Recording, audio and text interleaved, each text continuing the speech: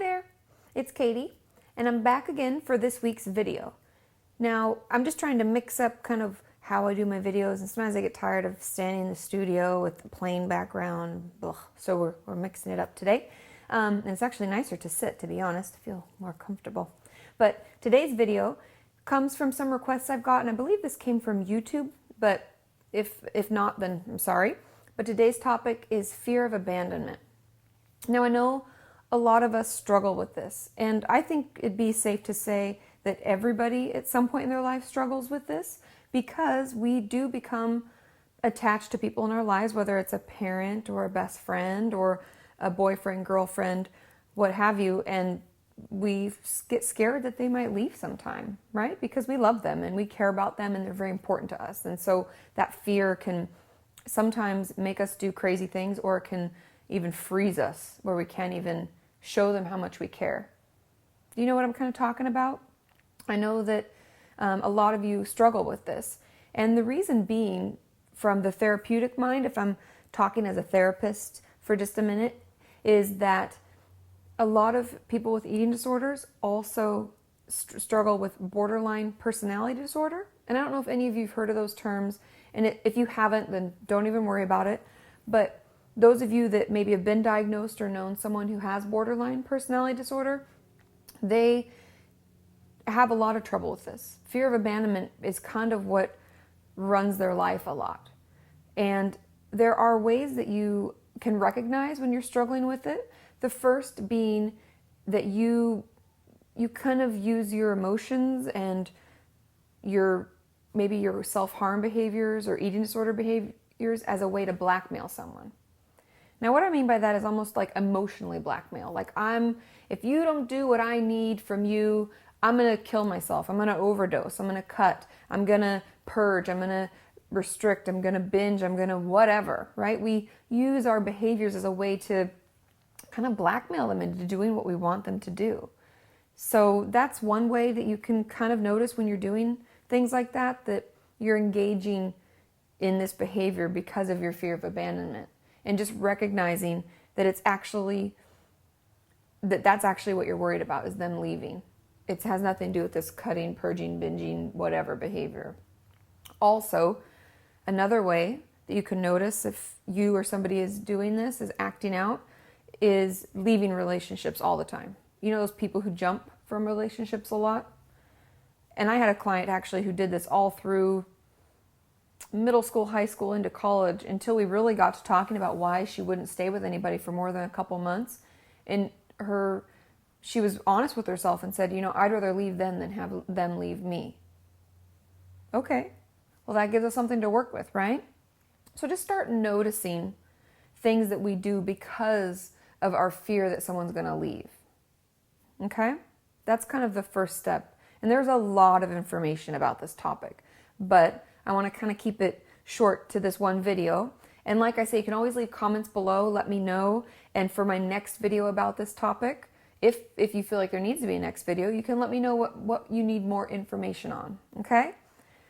So we're noticing things that we do, whether we leave people really quickly or we kind of emotionally blackmail them into coming to see us and spending time with us, or if someone threatens maybe to leave us, we threaten with a bigger, I will kill myself, I'll cut myself, all that stuff. Noticing that. But what do we do? Okay, so we do that. Man, I do that all the time. Crap. Well, things that can be really helpful, spending time talking to our loved ones. I know that sounds obvious, but just talking.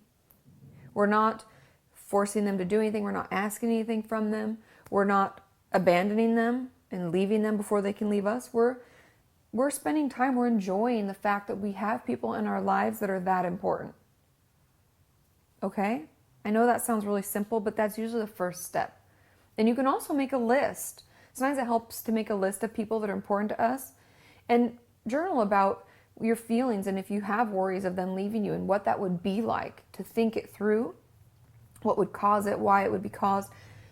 I know it sounds silly to actually engage in that, but it can actually be helpful because we're playing it out without it actually happening, and it gives us the ability to kind of slow down, look at the situation, and realize that person's there.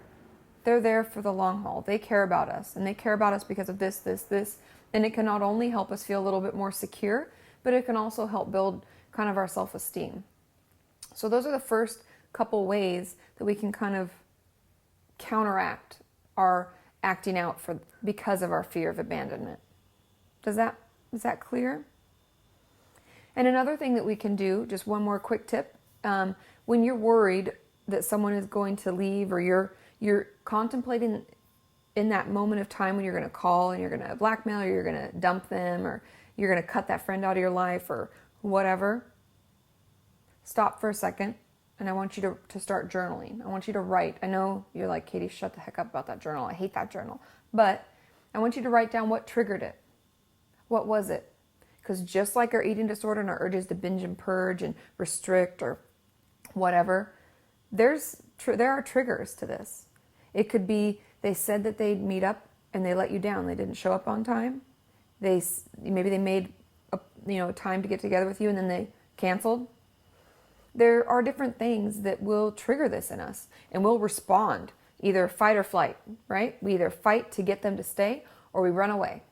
And we need to know what those triggers are so that we can work on them. We have to know what we're working on. It's the same with your eating disorder. If we don't know what's even causing it, what emotions are the most anxiety provoking and have the urges come like full bore, how are we going to get better, right?